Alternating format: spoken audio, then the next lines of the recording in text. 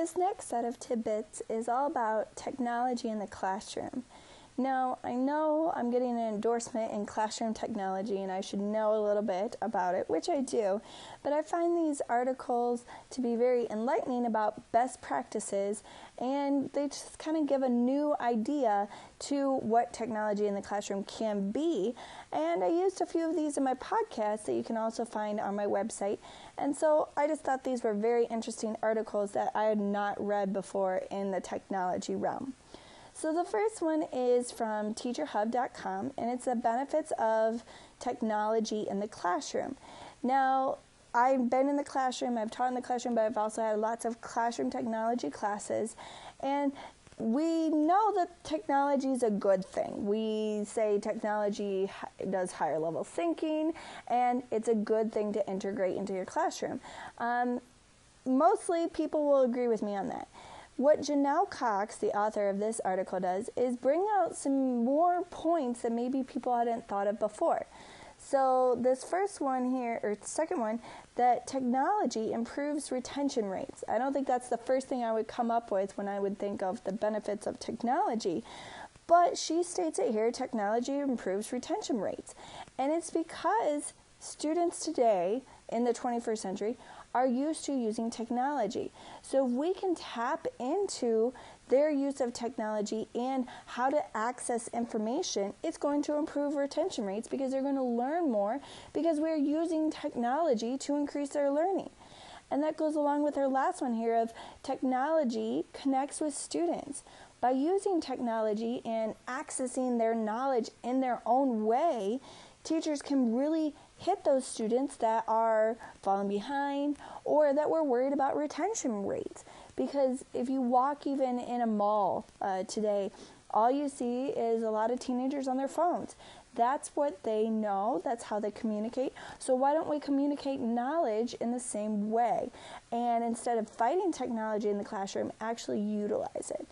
So I found this, it was a short article, but it brought some additional points of why to do technology. So we know that it makes learning fun, but we also know that it prepares students for the future. I'm a TA for an Introduction to Education class at BGSU, and I find it very interesting that a lot of my students don't know how to use basic technology. They don't know how to add an APA header to their papers. They don't know how to read comments on Canvas. And I think it's a lot of the things is teachers are not integrating technology fully. Technology integration has been around for years, and as us as educators, I think we really need to embrace it to help students, especially with their retention rate, not to fight it. So I really liked this article. That's why I put it at the top of my list for these classroom technology resources and tidbits.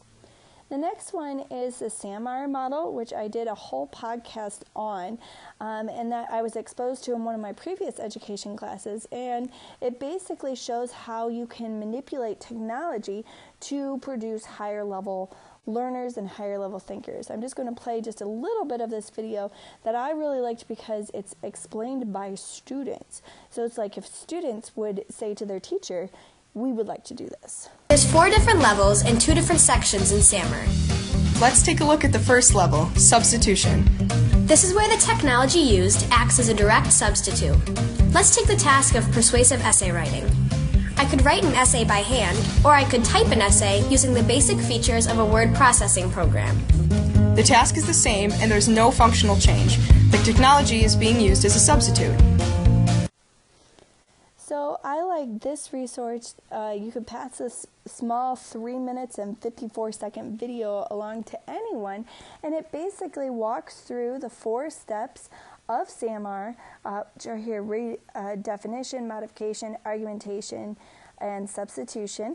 The 4 steps and how they could just do little tweaks like they showed in that small little clip of instead of handwriting a paper, to use a computer. And then the next step would be instead of using the computer just to type it, maybe we're going to share it on Google Docs. Anyways, this is good for emergent technology learners and teachers who maybe are hesitant about integrating technology, which, as I explained with the previous article, is very important. So I like this video, nice, short, and sweet. This next article that I found was best practices in using technology in the classroom, and they really highlight 4 things that are the best practices. So the first one is alignment. Technology should be used for a purpose, not for the sake of being flashy and not as a distraction in other forms of pedagogy. I think a lot of times teachers, when they integrate technology, they want to do a good job, but then it's, what is the purpose of this technology? What is the learning outcome? Is this technology allowing students to improve their original knowledge? If the answer is no, it should not be used. And that's what this article is definitely stating. Also, accessibility. If you don't have all these bells and whistles technology in your room, utilize what you have access to. A lot of schools are changing to bring your own device. You can utilize that in your room and to improve your instruction, but if they don't have it, think of something else. Only use the products that you are able to use. Don't require kids to go out and videotape something if you don't provide a video camera for them. Assessments. And this one, this is one of my biggest pet peeves. If you are showing a film, provide them with a learning objective that you have for watching the film. Don't just show them a documentary about World War II and expect them to know what to pick out. If you're going to utilize technology like documentaries or lectures or labs, tell them what you want them to use in the technology. And same thing if you want to send them on a web quest or blogging of some sort. They need some clear objectives of what you want them to do. You can't just say, go use technology and improve your learning. It's not going to work. And then reinforcement of basically, this one says here, PowerPoint presentations can be useful in structuring your lesson, but if your slides should not match your lecture word for word, where you're simply reading off the screen. We hate when students read directly off the screen, so you shouldn't either. Your technology should enhance your already great teaching skills. It shouldn't hinder it or distract from it. So I really like this article because it just gives you 4 basic principles to keep in mind when you're using technology. This next one is from Edutopia, and it's successful technology integration. What basically it looks like and how you can do it. And if you come down here to the bottom parts of the article, talks about the types of technology integration, where people are like, I use tech in my classroom. Well, what kind of tech? There's so many options. There's an online learning blended classroom, project-based activities incorporating technology, game-based learning, which was my previous video about, learning with mobile phones, handheld devices, using interactive whiteboards, doing web-based projects, and student-created media like podcasts, videos, also using Google Docs, and social media. So when you say, I utilize classroom technology, or I'm scared of classroom technology, there's multiple forms of classroom technology.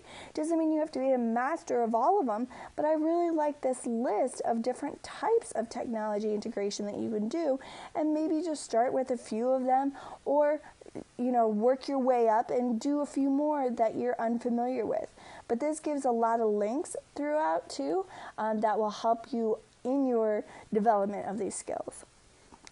The last article I highlighted in one of my podcasts is 3 ways to encourage higher order thinking with technology. So technology is known to increase higher order thinking, of course, if it's done correctly and you're given the structures there. What this author says, Susan, says to develop a toolkit. So have a space where all of your tools can be put together in technology, and then others can access it and you can improve it. So if you develop a toolkit, then you will be even further along because you're making a list of all the technology that you either know or want to know. The second step here, 3 ways to do it, is to define a flexible learning experience. So allow the students to choose which technology they would like to use to increase their lessons or to make their products better. The final one is to get out of the way and let students create. I love this one because to achieve higher order thinking, students really need to take ownership of their learning, and through digital means, this is the way to do it. Get out of the way, let students create, and it will make it better. The one downside to this one is she didn't give links or other examples that you can use. But for all, this is a pretty good article. Thank you for listening for my thoughts on classroom technology, and please